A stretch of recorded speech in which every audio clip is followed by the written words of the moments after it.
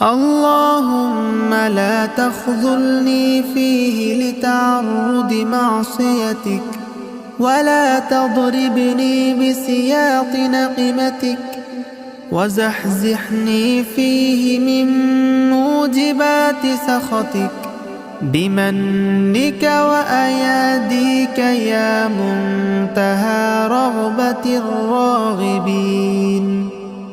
اللهم تخذلني فيه لتعرض معصيتك، ولا تضربني بسياط نقمتك، وزحزحني فيه من موجبات سخطك بمنك وأياديك يا منتهى رغبة الراغبين.